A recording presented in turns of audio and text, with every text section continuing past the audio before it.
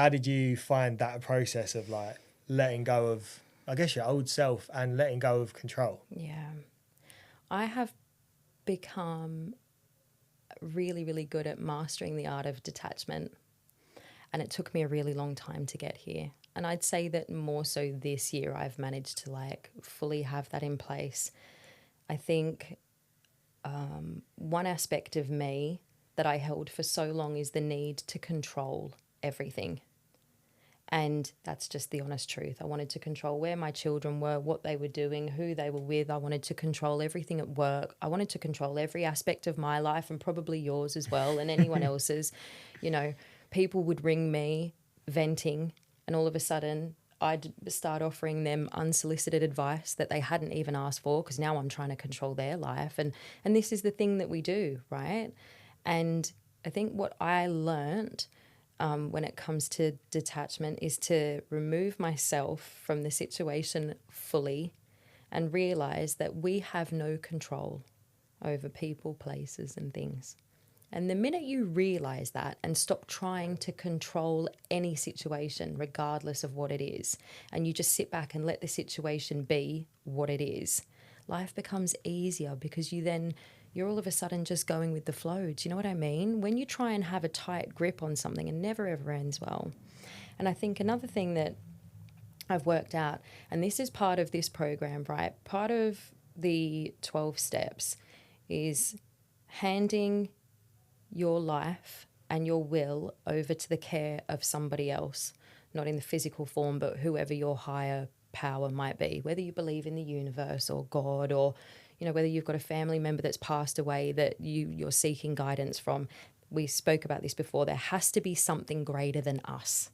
And I believe in God. And part of this program is that I hand my will and my life over to the care of God as I understand him. And I didn't do that, Nick. I said that I did it, and I thought that I did it, but I didn't truly do it. And it wasn't until about 3 months ago that I felt really stuck. And I remember ringing you, and I kept saying to you, I was like repeating these same cycles over and over again. I'm unhappy in this position. I'm unhappy doing that. And I was like, where am I going wrong? And we had plenty of conversations around this, didn't we? And I got this very, very clear message one day that you need to pray, Jayde. And I did. And the message I got after I prayed was that I had one foot still in my old life. And if I want to be this new version of myself that I'm becoming, and trust me, I want to be her more than I want to be the old Jayde, that I have to give up every aspect of my old life. And I wasn't ready to do that yet. I thought that I'd done it, but I wasn't. You know, it's no secret that I turned into a bit of a hippie, and I'd been in the jungle doing ayahuasca and bufo and cambo and breath work and all that. And I got this really clear message that like, oh, and I was believing in the universe and all this, which I still do. Who's the creator of the universe, Jayde? It's God. Okay, so where are we going wrong here? He's kind of like, the message I got was like, you need to give that up and just let me lead. I won't go into too much of this because, you know, everyone else has their own opinion of it. But for me, I let that go. Once I let go of the breath work and the mushrooms and all the hippie stuff, and I literally prayed one day and I was like, I'm ready to be done. And I prayed to God and I said, I hand my will and my life over to your care. And the minute that I did that, Nick, it was like, my life's changed. Freedom, completely. right? Freedom, detachment. And it's a solid evidence for me that I can't have one foot in both lives. You have to pick a lane. I was Switzerland. Do you know what I mean? I was like sitting on the bed. You can't be that, you know. And so I've given up that side of my life. And I'm not saying that I was wrong for doing anything that I did. I am so grateful for the experiences that I had whilst I was on that part of my sobriety journey. But that's just not part of, you know, where I'm heading anymore. And I think there was maybe a little aspect of that I was hiding behind as well, because I wasn't fully ready to let go and surrender to the fact that, you know, I was still trying to keep or regain that little bit of control over my life. But we don't have control over our life. And it's much easier not being in the driver's seat. Yeah. So much easier. I think it's like, because I remember talking to you through that stage of like, Yeah. and I was going to ask you about like, I guess like finding spirituality first and then going on that journey from like someone who, because it's so funny, as you said what you said, yeah, I had a flashback to the podcast we did originally. Right. And you said, I'm not a religious person, but I'm spiritual, right? Oh, And, it's giving me goosebumps. and you was like, but I prayed. So you said, I'm not a religious person, but I'm spiritual. But in the moment, I got on my knees at the end of my bed and I prayed. Right. So there was something in you or some sign somewhere or something that's happened which brought you to your knees and it made you pray, right? Why did you do that? But that was 2 years ago. And you hit the nail on the head with like your spiritual journey or whatever the fuck you want to call it, right? Because everybody has a different relationship with this. And I think actually like praying's quite a taboo subject, right? Especially in like people of our age group, people who aren't on a healing journey, I guess, right? They have got this idea around praying being something that's weird to do. But for me personally, it's not. It's like it's a way to feel connected, Yeah. right? To whatever it is you believe in, whether it be God or higher power. And I was like intrigued, and you've kind of answered the question already, but intrigued like how do you think that spiritual journey happened for a reason to get you where you are today? 100%. And I think it's really important just to note that just because I say I believe in God, I'm not referring to a man in a big white like gown. What? Well, I'm so sorry. That is going to come out of the clouds and all of a sudden be here to save us. Yeah? That's not what I believe in. And I also wouldn't say necessarily that I'm religious. I believe in God and I believe in Jesus, but my perception of that is very different. I believe that it's all within. However, I think that it doesn't matter whether I believe this, whether the girl next door believes in the universe, yeah? Whether you believe, like I said, it doesn't matter because we're all different races, all different religions. It doesn't matter who your God is, yeah? It just has to be a power greater than you. And I believe that I had to go down that path of like, oh, the universe and mushrooms and being a hippie and all that because it led me to the place that I'm at now. And actually one day before I went into the rooms, so this would have, oh no, it wasn't before I went into the rooms, but it was before I got sober. It was about April, May time of 2023. I went and met with a medicine woman, like a shaman. And I went on a bit of a spiritual journey and I took bufo, which is bufo alvaris. It's a poison from a toad, which is known to heal people from things like PTSD and depression and addiction and all that kind of stuff. And I was knocking on death's door prior to this, as you know, and it was kind of like my last reach option. And I went and took the bufo and went on this mad spiritual journey. And bufo, they call it the God molecule, because when you take it, you're shot into a different realm. And all I saw was white and God. So that I took without even realizing it unconsciously, that was the start of my journey, you know? And I thought that because I'd been down that hippie route, that the spiritual way and the universe way, it was like mushrooms with a new avocado toast. Do you know what I mean? Like this, I thought that was the way to do it. And that was fine for what it was. But what I realized is the more I searched for myself in this medicine or the mushrooms or the shamanic healing or whatever it was that I was doing, I was being brought closer to God as I understood it, right? And it needed to happen. I remember people saying to me at the time, well, I don't believe what you're doing and I don't believe you're sober because of this and whatever else. And it's like, man, that was my journey. That was where I needed to be to get me to where I am today, you know? And so I think it doesn't matter how people are on their journey of sobriety or even in general life. It doesn't matter what people are doing. Leave people be. That's their journey. If they want to go and, you know, take ayahuasca in the jungle, let them. I don't mean to do a Mel Robbins, but let them. That's part of what gets them to where they're at, you know, and we don't have to, just because I believe in God, it doesn't mean you have to, but it also doesn't mean that we need to be kind of judgmental of what someone else's higher power is. I think it's really good in situations like this just to be open to everybody's journey, you know, and so long as you're believing in something that's greater than yourself, you're going to be just fine. Yeah, it's just sharing your experience, right? Right. And that's all you're doing. And you hit the nail on the head with like, I think everybody thinks that like how they got sober and clean's like the only way to get sober and clean. I was sober for 2.5 years before I went into any rooms of recovery, right? And that again was exactly my journey, and mine was nature. Like I discovered nature. I discovered Love it. going for hikes, wild swimming, and I remember I'm getting goosebumps now because I remember thinking about being in the mountains, and it was in Wales, and I just stopped and I looked up and I was like, "Fucking hell! Look at the size of that mountain!"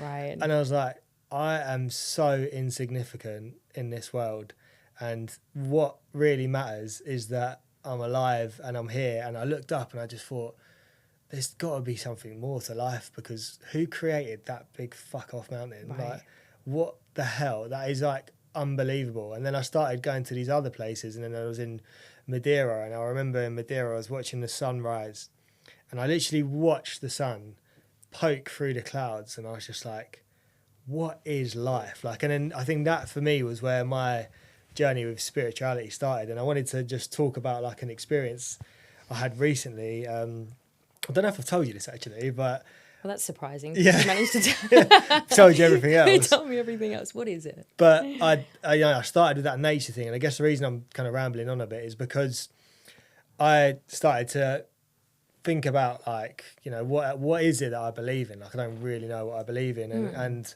I was doing my steps, and I was talking to my sponsor, and we got to the point where it's talking about like you came to believe in a power greater than yourself, and he was saying like, you know, you'll get a sign, like just trust me, you'll get a sign. And I remember walking in a forest which I walk in every single day, right, for like the last year and a half. I guess I'd be there when I wasn't living there, I'd be there on the weekends, and then when I lived there from January onwards, I'd go there every single day, and I'd walk around the exact same route like all the time. So you get to see faces, people, you know people, right? And there was this girl, she was up in front of me, Is this the one in the Uggs? yeah, you told me. a young girl. She was standing like, I don't know, maybe 100 yards away from me, and I was just like, or 100 meters, whatever it was, and I was like, she's really young.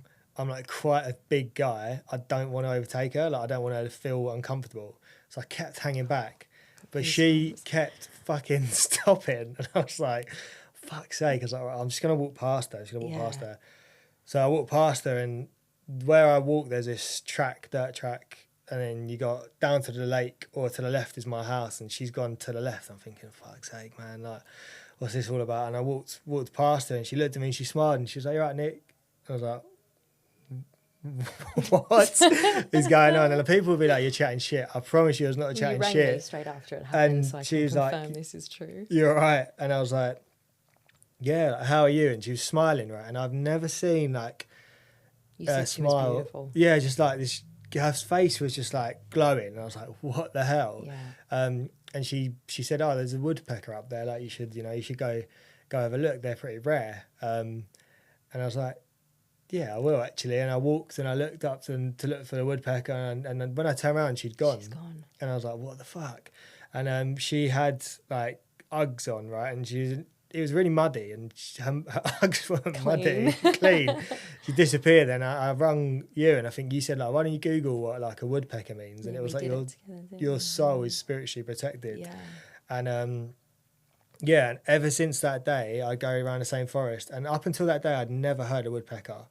And when I go around there now, It's there all the I can time. hear the woodpeckers following me around. And whenever I'm stressed, anxious, pissed off, angry, I go for a walk into that forest and I hear a woodpecker, and I'm like, I just say that thank you. I look up and I just say Reminds thank you you. of calm. Yeah. What do you believe why do you believe that happened to you that day? Because I know that before this happened, you were kind of in that place that I was in, and you were like searching, you were like, I feel stuck almost, or a little bit, not lost, but how would you describe how you felt before that happened, and then describe to me how you felt after that encounter? So before that happened, I felt lost. I felt really scared. I was full of fear. So this is when I had started going into the rooms, and I was like, you know, I'd done step one. I was like, I know my life's unmanageable, that's fine. But we started talking about God and like a higher power, and and all that stuff. And I felt scared, I think. I didn't want to hand my will, my life over to something. I wanted to control my life still, which is, you know, what you were touching on.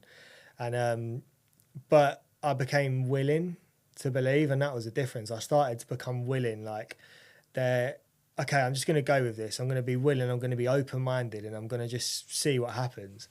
And literally that week, you know, with being open-minded, you know, that happened. And this, again, I remember coming back home, right? And because I can see the dirt track from my window where that happened and where I live. And I remember, like, it was pitch black. And I don't know why I was standing at my window. I was just looking out at this dirt track, and I was like, I could feel a presence there. And I was like, oh my God, I feel protected. I feel safe. And I went to bed that night and I felt someone hug me. I promise you, I felt like I was loved. I felt looked after, and I felt so safe for the first time in ages. Like, I'm talking years. Like, that was the first time I felt safe, and I felt calm. And from that day on, I've like felt like I have a guide with me. I'm no longer in the driver's seat. I just let whatever's going to happen. And I don't tend to get so overwhelmed because I have someone to talk to. And I, every morning now, thanks to yourself, I take my shoes off and I go to the back of my garden, and I can see like that space, and I can see her, and I say, I hand my will and my life over to you, God, and I want you to guide me through the day and just help me to do the next right thing. And ever since I've done that, I felt so much more free and just at peace, and I feel like I've got like peace and serenity in my life. And tell me, from a woman's perspective, it's not unusual for a woman to, you know, go and meditate and do yoga and all that kind of stuff. But I remember when I initially suggested this to you, like, as a big, what are you, 6'4"? Well, I wish. Yeah. All right. Well, what 6 foot guy, tattoos, beard, building site. So you come with like this stigma almost attached to men, especially like tall, big, muscular men. Yeah, muscular men. How did you feel taking on that responsibility of like, I'm going to hold myself accountable to do gratitude in the morning? Now you're out there grounding with your shoes off. How do you feel that you would have been perceived previously in your drinking and using days doing something like that? And how do you feel that you're perceived now that you're sober doing something like this? Do you think that there's a stigma attached to men being a little bit spiritual or taking accountability for themselves? Yeah, 100%. I think like it's not something that I would be putting in the group chat, put it that way, right? You know, like I remember... But we'll put it in a podcast. Yeah. Now I would. But also what I'd say is that in my drinking and using days, I was so far disconnected from my body.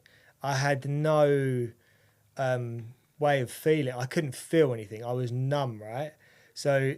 No emotions kind of thing? Or yeah, no emotions. No, actually, but it's not just the emotions. It was a physical body. So like obviously you have your spiritual side of things, but my physical body, I wasn't in it.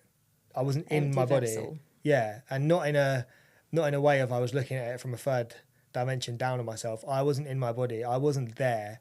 I was either in the past or the future, because I was like thinking about what I'd done in the past, or thinking about when I get this and when I get that. And I think like I would never have spoken about it openly and never even explored it. But deep down, I was fucking desperate for something, right? I was desperate for like some sort of connection or some feeling of like more. And I got that through drinking and using. So, you know, I wouldn't have been able to do that, firstly, and then secondly, if I was doing that, you could fucking bet I was not telling anyone. Like, no way.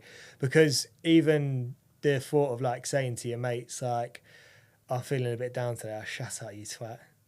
And I think that is the difficulty, isn't it? Because with women, you can go and I could go and say to one of my mates, I'm feeling a bit down, and the first thing they'd do is wrap their arms around me and go, talk to me, like, what, you know, what's happening? But with guys, I think there's definitely been a shift in the way that the world is at the moment. But the reality is it's still difficult. I think men still find talking about emotions difficult, and that's why everybody's trying to find, you know, safety and comfort in the bottom of a, you know, beer or a 100%. gear packet. Do you know what I mean? Yeah, I agree. And I think like that stigma stopped me from doing anything and taking action for a while, for a very long time actually. And also it kept me stuck in a cycle of self-sabotage. And even when I got sober, because I was still mixing with the same group of people, right? So it was like I couldn't get honest with myself. I couldn't talk about my sobriety in the way that I do now. I couldn't talk about how I was feeling. But on the flip side of it, you know, you asked me how am I now I'm sober, and the honest truth is I don't actually care what anybody thinks. Like, and that's not 100% true, because I slip back into caring about, you know, what people think sometimes, because if I didn't care what people think, I think that would be a lie, because I wouldn't turn up to work or I wouldn't do certain things, right? But is that actually caring what people think, or is that you have a responsibility that you've accepted and you're just fulfilling your role and the duty that you've taken? Yeah, I think what I mean when I say that is like there's people who, if they had a bad opinion of me, or if I did something to let them down, I'd feel guilt and shame, right? So for example, so I not that I don't care what people think about me going out into the field and standing there with my shoes off. I walk around the forest, you know, just this week, 2 times this week with no shoes on. Didn't even bring shoes with me, like just walking around and people looking at me like, I'm like, morning. And like, you know, I pray at the end of my garden every day. I get on my knees and I pray and I meditate and I practice gratitude and I do all that stuff. And I will say that openly on this podcast. And if anyone thinks that's weird, then that's absolutely fine, because it's what keeps me sane. It's what keeps me sober and clean. But what I mean is like, I do certain things because I would be absolutely distraught. Like if I let my mum down, if I let Rachel down, if I let you down. And I think I care about what people think of me from that perspective, if that makes sense. But when it comes to leaning into spirituality, I think it's like something that more men should be doing. And that's why I talk about this stuff constantly. That's why I go to construction sites with big, angry, fucking mad men, and I stand up in front of them and just say like, you know, this is what I do. And what I've found is like it sieves through the shit and it attracts the people that you need in your life. And a lot of people as well are like, they're desperate for that as well. And what they might do is they might take the piss out of me in front of everyone, but a couple of days later I might get a phone call like, listen, what you said the other day like resonates massively. Like I'm intrigued. You know, I want to learn a little bit more about this. Where do I start? And I think that's the important part, right? It's just showing people that even though your mates might think this is a bit pathetic or your mates might think this, it really doesn't matter. And it's like almost just shining a little light to say like, yeah, guys can do this too. Do you know what I mean? Because even I remember when I first mentioned it to you as a suggestion, you know, I think your words were get fucked, mate. But, you know, you've taken on, you've changed from even that conversation that we had, what was it, nearly 2 years ago, like, and you're a different person because of these new steps that you're taking. And I truly believe that it's because you're not worried about what people think of you anymore.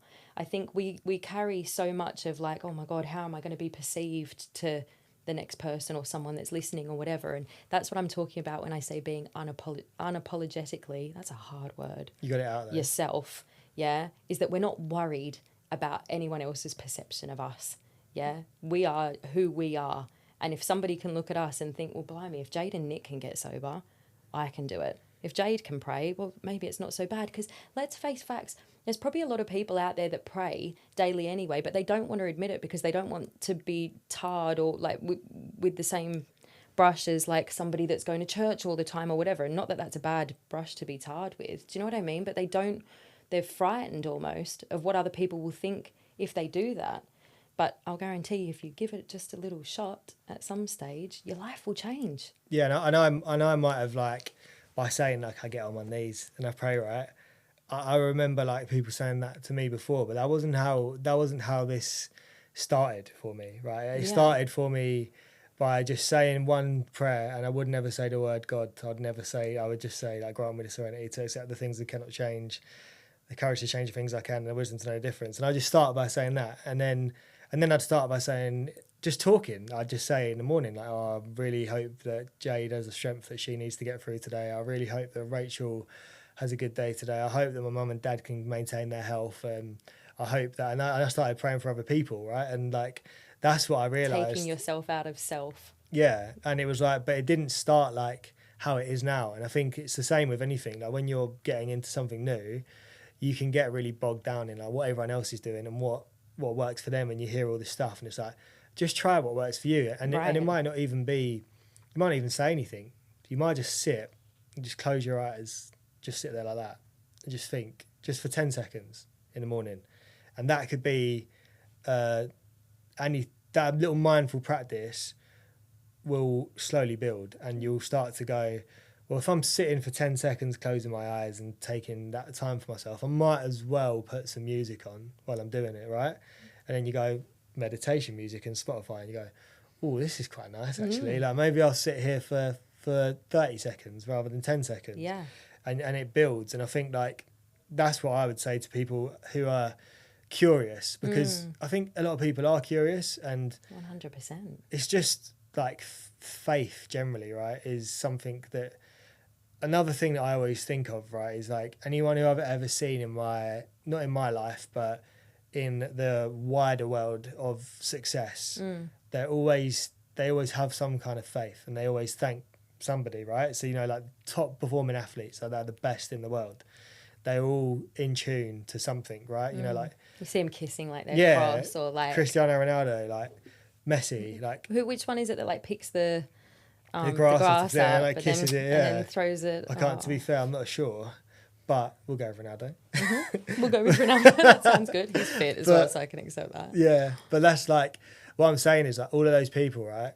These super successful people, they haven't got there by themselves, right? So you think they have, right, but they haven't. And when you speak to all of these people, there's another guy I follow on Instagram, and he interviews people that are like super successful, and they always say like, how did you get it? Like, I found faith, or like I prayed and I did this and I just did the next right thing. And it shows that like you can't do this on your own. And the fact that me and you are sober, sat here today talking, I'm fucking almost 3 years sober. That's a miracle. Are you joking? Like, what the fuck? I was a fucking wasted space, useless piece of shit drug addict. I was a drug addict, and I was horrible to be around. I was not a nice person. But that wasn't me. Right. And it's like you almost just have to go through that journey to realize how bad it can be, so that when you've got it good, like you've got it now, you can see how amazing life is on the other side. And look at you.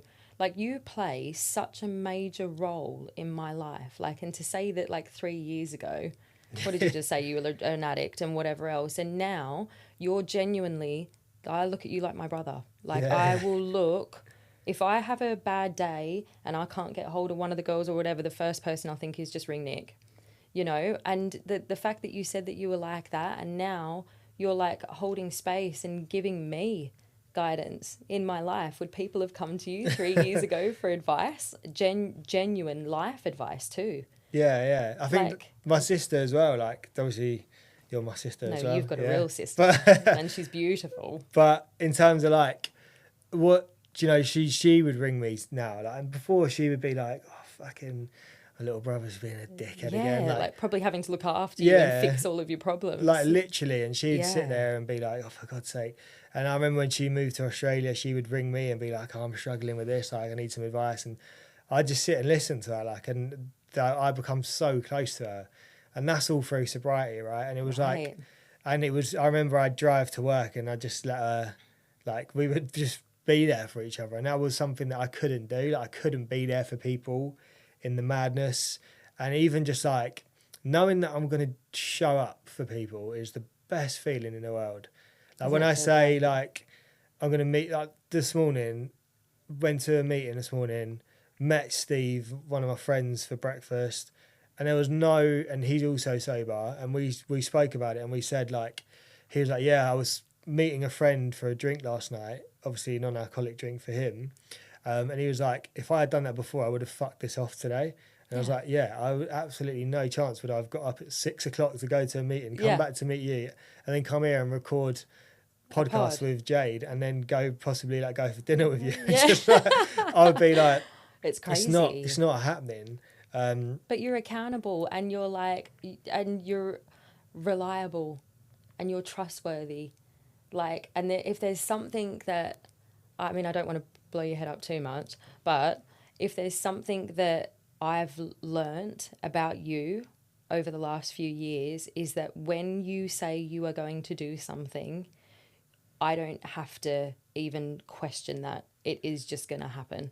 Do you know what I mean? And it's like, I don't think there's very few people I've got around me. I know I've got like 3 of my very close mates that if we're like sisters, if they say they're going to do something, I know that they're going to, show up. But it's not very often that this happens. And I know with you that if I ask you a question, I'm going to get an honest answer. If you tell me you're going to do something, you actually do it. Like, you're fully accountable. And there's not many people in this world that I trust, but I fully trust you. And for me to say that, I've never trusted, I don't trust people, Nick, like in my life. But this is what the beauty of like sobriety and honesty and stuff brings, is that you can get people around you, even though we might be a little bit nuts, we're fully reliable, we're trustworthy, we're honest, like, and I love that about this situation, because I've never been surrounded by so many trustworthy and honest people, in my life. And I don't need 50 of them. I'm quite happy with like 4 or 5. Do you know what I mean? Like, but that's, you truly show up when you say you're going to.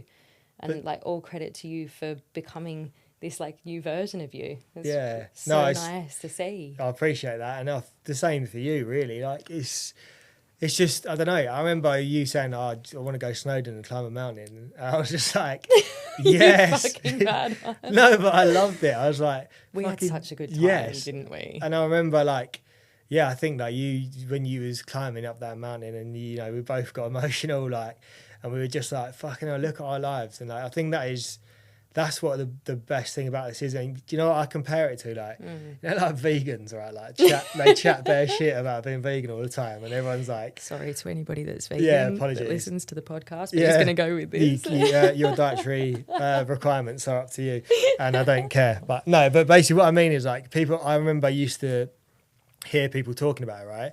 The reason they talk about it so much is because they're really proud of the decision that they've made, because they're doing it from a point of like, I am making this decision because I'm thinking about other people, I'm thinking about the environment, I'm thinking about animals, blah, blah, blah. The point I'm making is, like, with sobriety and recovery, like, the reason that we talk about it so much is because, like, we just didn't think it was a possibility. Like, absolutely. Didn't think it was even, like, it was never on the cards. Do you know what I mean? Like, I remember thinking back to the beginning when somebody suggested, I think it was in a recovery meeting, and I remember saying to them, but what if I get invited to a wedding? What am I going to drink? Oh, bro, if you haven't been to a wedding for about 5 years, what do you mean? I'm waiting for yours and Rachel's. But like, what kind of thought process is that? I can't give up drinking because I'm concerned that in the future I might be invited to a wedding and I just can't stand there with nothing. What am I going to drink? That was my thought process. That is really hopeless, isn't it? It's mad, isn't it? What a terrible thought process that is. And now look at us. And like you said, we're not here trying to blow our own trumpets and be like, oh yeah, I'm sober. Because I'm sure some people, listen, let's be really honest, some people probably look at my Instagram feed and think, oh, I've got a podcast called Get Sober with Nick. Do you think it's a bit of ego? It's got my fucking name in it. Do you know what I mean? But they must, like, right? You do get some people. I've had people unfollow me because they're like, must be sick of listening to, and that's fine. We're not here because I'm here for the people that were once me and that can maybe turn around and look at something that I've done or something, might resonate with them and they think, oh, if Jayde can do it or if Nick can do it, I can. Because the reason I'm sober, really, if we want to get really deep, is because one of our mutual friends, I'm not going to mention names because I don't think it's fair to do that, but you know who I'm talking about. If he hadn't have posted on his story about him going sober and being on your podcast or seeing you, me and you wouldn't be friends. I know, yeah. And I wouldn't be sober. Do you know what else is mad as well? You come into my life, so you're Australian, obviously, for people who haven't figured it out yet. Oh, yeah, just in case no one realised. But as my sister moved to Oz, you come into my life.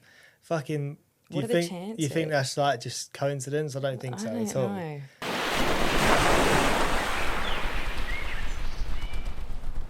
I wanted to talk a little bit about guilt and shame, something that I massively struggled with. And I'm talking about like guilt and shame probably for my actions even prior to using, like, you know, like growing up, some of the stuff I'd done, some of the things that I feel a lot of shame around, and I guess like your experiences and how you worked through those feelings. And you speak about being free now. Yeah. Like, are you free from guilt and shame within your past? And if so, like, how did you actually work through that? 100%.